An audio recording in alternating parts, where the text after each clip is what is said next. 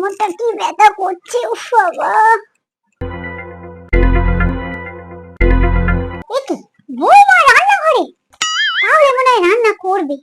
রাতে তো আমি রান্না করি প্রতিদিন, আজ বৌমা করুক। আমি যাই একটু কোমরটা নিয়ে বিছানায় ফেলে। উফ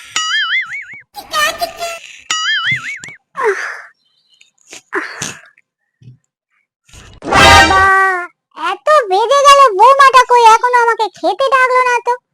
দেখি হয়েছে কিনা রান্না।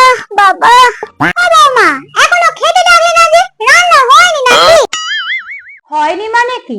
রাতে তো আপনার রান্না করার পালা, আপনি রান্না না করে ভোঁস ভোঁস করে ঘুমোচ্ছেন। তো আমি কি করব? আমি কিছু রান্না করি না। রাতে মুড়ি ভেজে খাবো? মুড়ি ভেজানো আপনি খাবেন, আমি আমার নিজের জন্য খাবার অর্ডার করেছি।